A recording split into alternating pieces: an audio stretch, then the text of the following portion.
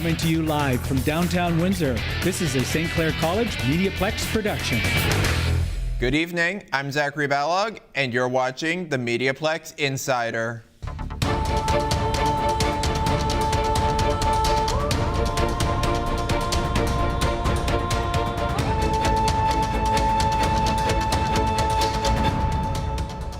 We have a new vice president, and she dropped by the studio last week. Let's watch. Welcome to the MediaPlex Insider. I'm sitting here with my guest, the Vice President Academic of St. Clair College, Monica Staley-Liang. Welcome to the MediaPlex Insider. Thank you. I'm so happy to be here today. So you are here touring the MediaPlex. What do you think of us so far? Oh, I'm so impressed. You're small but mighty and very colorful. And what I've seen so far is that students get a real experience in every aspect of media, television, radio, and I'm experiencing it right now. So it's the real thing. So you're the VPA. What does a VPA do?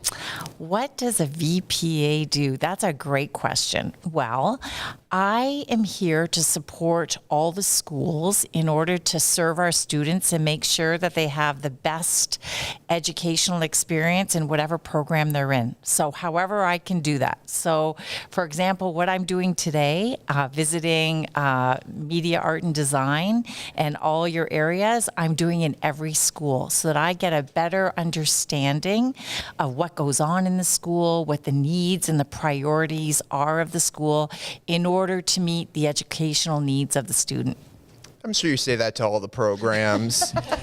Anyway, what are some of the aspects of St. Clair College that you're most proud of? I'm proud of the people. I think the culture at St. Clair College is like a big family. And people say that, and I've heard it in other organizations, but they don't live it. But I really do believe that the spirit of St. Clair College, our mission, our vision, it is about the students. Students are our business. We're here to make sure you have an amazing experience learning, that you're job ready, and that you get employed when you leave here. You know, when I first started out at St. Clair, I was at the main campus, and that family aspect has not been more true since I've been in this building. I mean, love that. We are, everybody knows everybody. Everybody knows about everybody. And that can be good or bad. Yeah, really. Let's just say maybe it's time for Zach to go. No, listen. Where would you like to see the college in the next 5 years? I think our goal and our mission, which we strive for every day, is to continue to grow with whatever industry our students are embarking their career. So I always say to our chairs and our faculty that we can't be insular in academia, so to speak. We have to have our ears to the ground to what industry needs, how it's evolving and changing, and how do we keep up so that we're serving our students while they're in school so they're job ready when they leave. What do you say to prospective students who are considering St. Clair College? I think this is the best school in the world. I think that our facilities, our people, our faculty are second to none. And I think that what I've seen is a passion and a commitment, and we put students first. And I've been able to speak to many students and parents, and they see it. It's not just a branding or, it's just not show. Everything we do and how we structure our schools is focused on the student. So, final question. What do you like best about your role as VPA? Like, what's the biggest highlight? I love the people. I get to go to every school, meet all kinds of students. I've learned so much in a short time about different industries that I didn't know about. I come from healthcare. I'm a lawyer. I'm learning about industries that I didn't work in, and it's fascinating, and it helps me get perspective on what you need no matter what career you're embarking on. Monica, thank you so much for being here. This has been an interview with the Vice President Academic of St. Clair College, Monica Staley-Liang. Thank you so much. Let's head outside to where Ksenia Semenova is standing by with an early look at the weather. Ksenia? Hi Zach, it's sunny out here in downtown Windsor, but is it going to stay this nice? And what about the trick-or-treat forecast? I'll tell you coming up in your 3-day forecast later and in this show. Back to you, Zach. It's Whiff, it's Halloween, so many movies, so little time. Hi, I'm Alex Da Silva. It is the Halloween season. I'm here downtown Windsor to ask people their inputs on scary movies. I like scary movies. I know a few people who wouldn't watch a scary movie at all, but I think they're a good source of entertainment. Sometimes when you see those ones that are the head goes backwards and they're walking up the stairs backwards and stuff, I ain't gonna lie, I get a little feelings, you know? But I do like the story that you're telling sometimes, because you know what I mean? Life and things come mysteriously to us, and sometimes there's some answers in there for us. You get what I'm saying? My favorite scary movie is Texas Chainsaw Massacre. You know, just a cool movie. It's just a scary situation to be in. You see all these people running around and chaos going on in the whole movie, and just a pretty cool movie. It's very repetitive. They usually go with the same drama scene, like the music is the main thing that sets the atmosphere of the whole movie, I would say. Anything like Scary Movie 2 is on the flow. Scary Movie 3's on the flow. All the scary movies. Would you say the jump scares, the gore, is it too much nowadays, or? Nah, they're pretty cordial. I think it's pretty good for the most part. Honestly, it doesn't really scare me. Some different opinions on scary movies. From MediaPlex News, I'm Alex Da Silva. Happy Halloween. It's Halloween this week, so here's your chance to get to Scare House, which will be both a trick and a treat.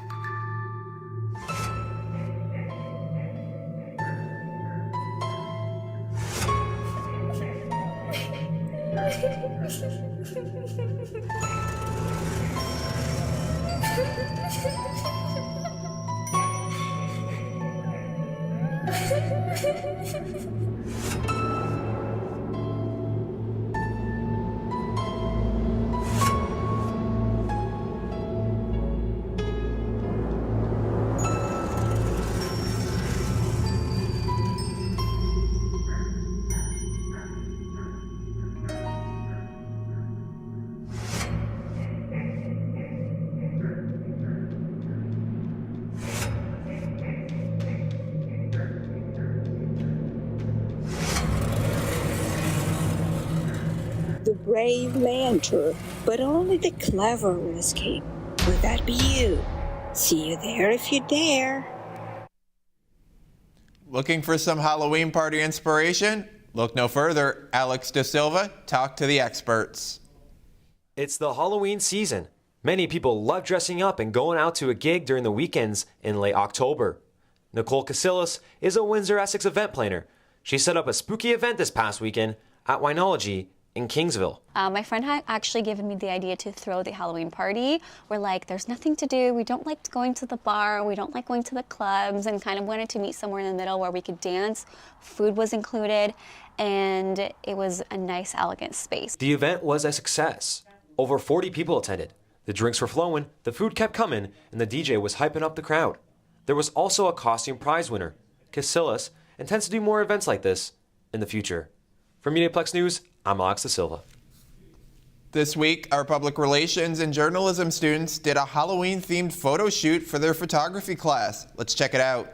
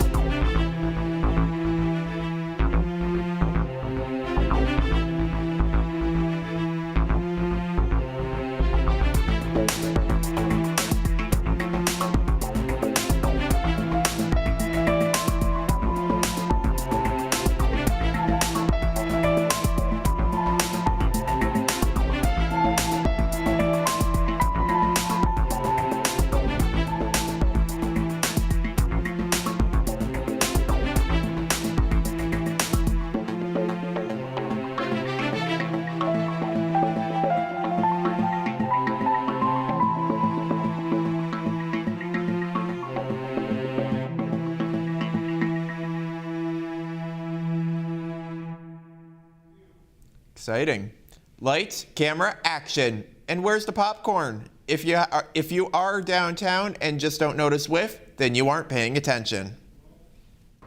Hello everyone, I am in downtown Windsor right now, right outside of the Capitol Theater, where Windsor is excited to put on their 20th annual film festival, otherwise known as WIF, celebrating 20 years of exceptional experiences through film from October 24th all the way to the 3rd. You can see some of the greatest things like The Apprentice starring Sebastian Stan, or even the Tragically Hip dress rehearsal. For more information, please go to windsorfilmfestival.com for tickets and information. I'm Natalie Reinhardt from MediaPlex News.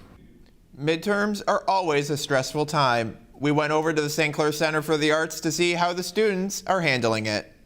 Now, after 8 weeks, we have midterm. Yes. How is it going with you? Midterms was not too bad for me. I had a test where I got 100% on one of my exams, so I was very happy about that. But there were some I didn't do as good on, so. Like how I'm doing right now? Yes. I would say I'm doing pretty good. I'm enjoying my classes, meeting new people every day.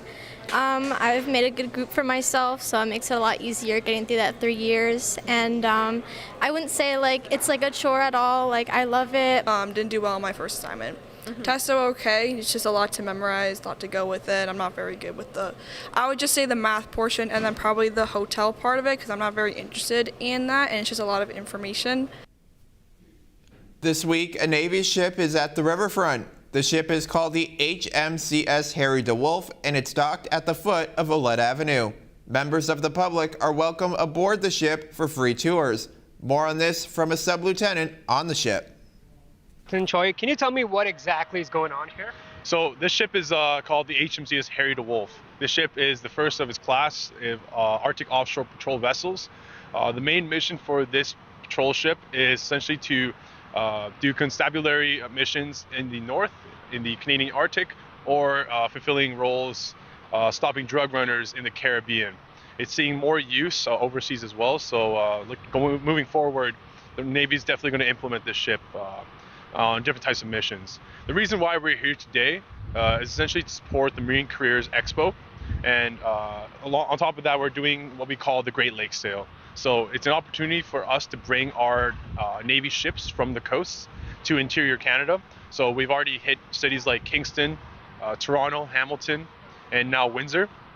Essentially, we're allowing Canadians to come on board our ship to be able to see and talk to the men and women serving Canada in the Royal Canadian Navy. So you told us that you're promoting a certain event or something. Can you tell us more about that? Yes, so we're here to support the Marine Careers Expo. So the Marine Careers Expo is essentially an event to showcase to the Canadian public different type of career fields, whether it's the Royal Canadian Navy, whether it's the Coast Guard, or whether it's civilian professions with Transport Canada. So essentially, we brought one of our assets here to give in-person tours to anyone that's curious. So on the 1st of November and the 2nd of November, from 10 a.m. to 5 p.m. we'll be having ships open to visitors. So if they're interested, members of the public, you can definitely come on down. We'll give you a guided tour through our in our patrol ship. I think that sounds really fantastic. Ibrahim tells us of a place in town that shows us another view of spirituality. The Unity Spiritual Center of Windsor. The Unity Spiritual Center of Windsor is located by the crossroads of Wells and Prince Road. Unity was founded in 1889 by Charles and Myrtle Fillmore. David Old is the Reverend of the Unity Spiritual Center of Windsor. I mean, I think Unity has a wonderful, wonderful message.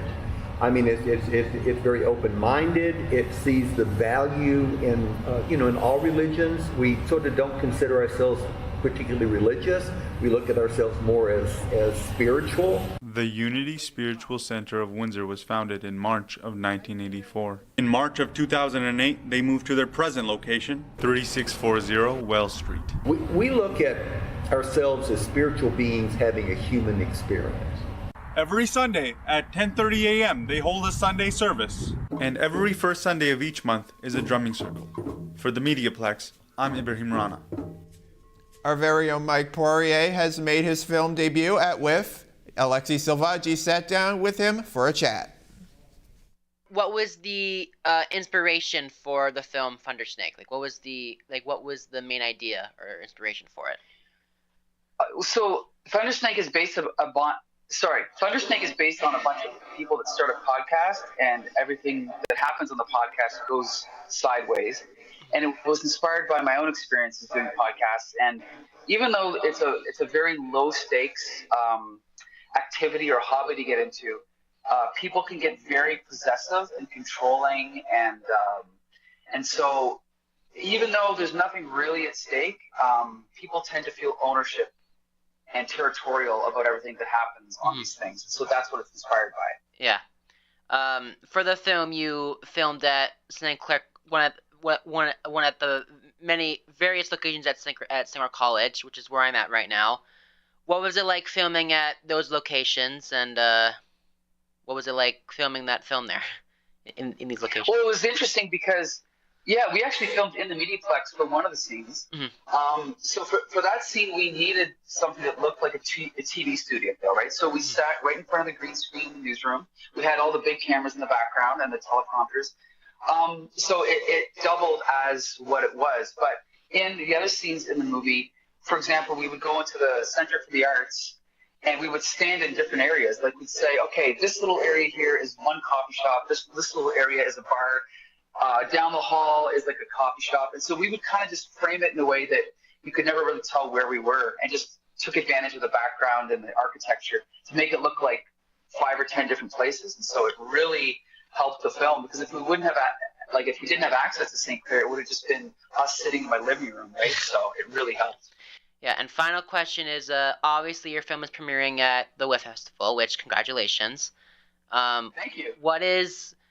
What was your reaction to finding out your film was being premiered there? Well, I mean, I was ecstatic, because I've been going to WIF probably since it started. I go every year. I try to see as many films as possible. And so to see my film as part of the booklet and on the website and included in all the promotions, it was surreal, to be honest. And that's something I've been working towards for almost my whole life. So it was like a dream come true. Yeah. Well, thank you so much for letting me interview you for today. Good luck at the premiere of the film festival, and congratulations. Thank you very much. Next door to WIF is Craft Head's Brewery, and they have a comedy night every Tuesday. Check them out. We sure did.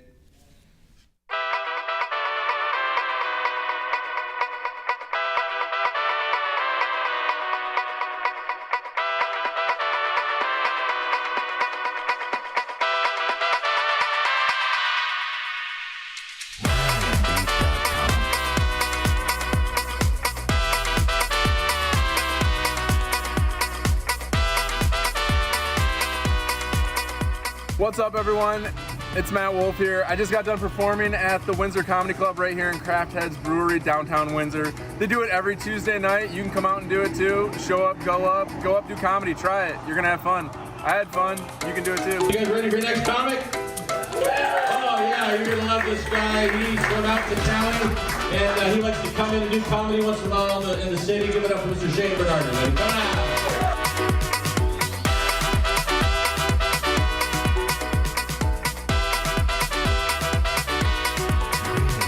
Every Tuesday's a Go Up Show Up. Come on out, support your friends, come try comedy. It's a blast. You'll love it. We're the funniest place in town. Let's head back outside to Ksenia to have a look at our 3-day forecast. Did you know some frogs get noisier just before it rains? Now, let's look at our 3-day forecast. Wednesday, it will be mainly sunny with a high 24. Thursday, Halloween night, it will be 23 with a chance of rains. And Friday, cloudy and probably 11. That's the weather from the corner of the University and Victoria. I'm Ksenia Semenova. Zach, back to you. Once school is done, I might be looking for a new place to live. And with the cost of living being like it is, I thought I might have to get a little creative. Here's my latest Did You Know?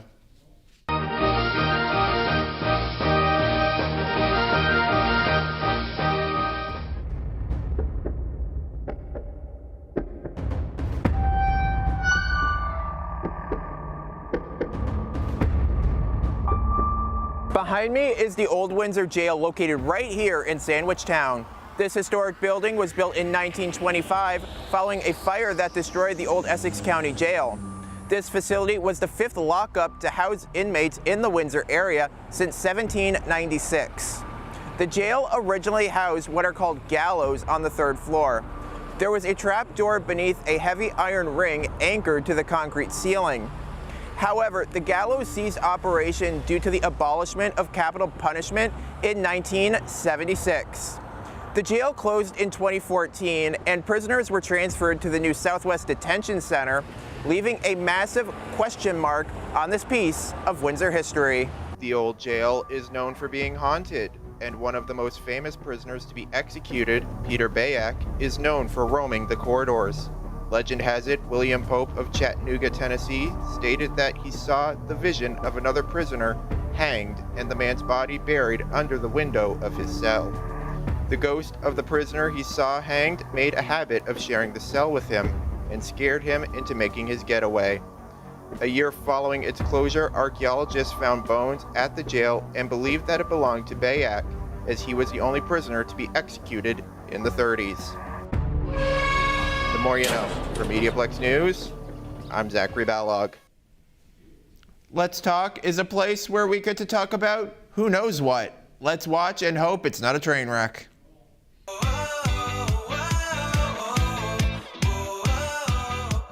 Hello, everybody, and welcome back to the chattiest panel talk show on television. I am here with Ksenia Semenova. And our special guest, Kate Parsons. Welcome, Kate. Welcome to the panel. Thank you for having me. I hope you enjoy it.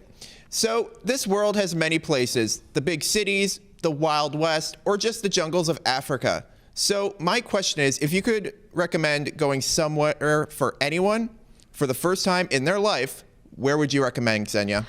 Oh, I don't know, because I'm actually an international gypsy, so I love many places in the world, but I would actually recommend to go to China.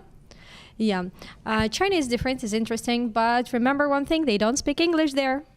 Yes, though they have very nice street food, and it's not cockroaches, stuff like that. No, they have nice not cockroaches? No, people don't eat them. It's just like for tourist shows and stuff like this. I've been dying to go to China because, like, I want to see the Great Wall. Oh yeah. Oh yeah, that's the go-to. That's the go-to. I want to see Beijing and pretty much all the architecture around China because I think it's so interesting. And technology, I think the technology's better in China, I've heard. Their skincare, they're a bit more updated, I hate to say, than... They're a little quicker than we are in most aspects, but I mean, I think it's a perfect... I was thinking more about the cultural aspect, not about, they're just different. Everything is different. It's another part of the world. So yeah, and nice food.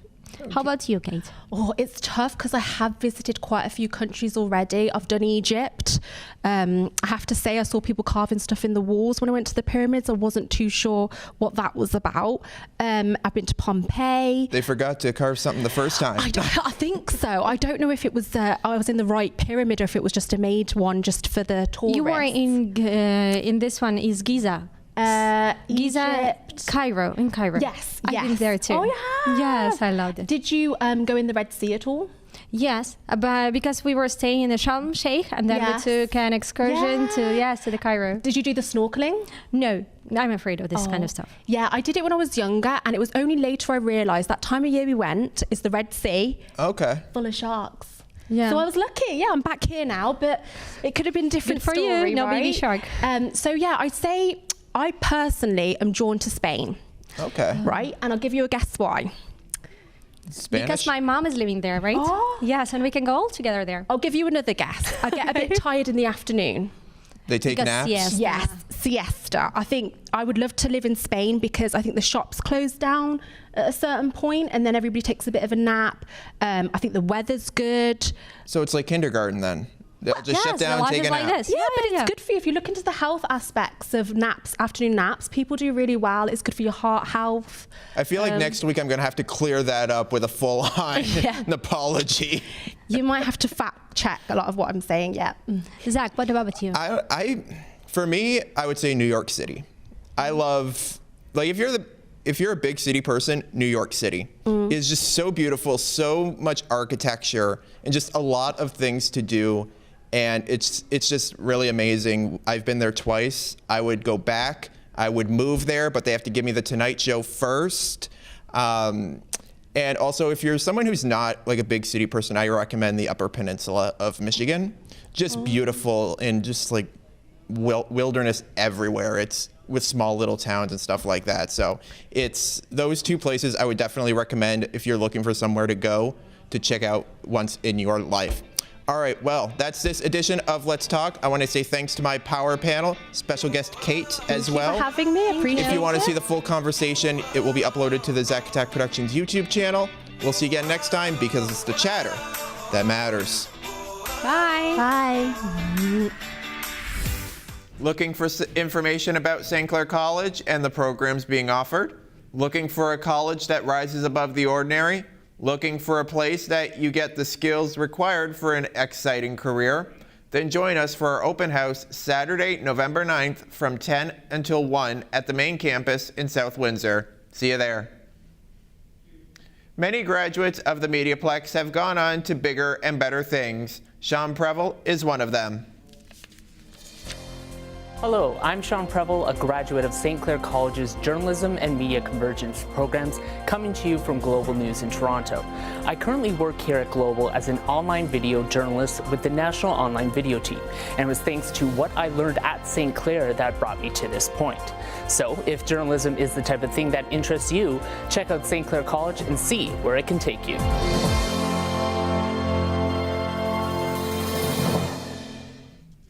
Thanks for tuning in. I'm Zachary Balog, and you've been watching the MediaPlex Insider.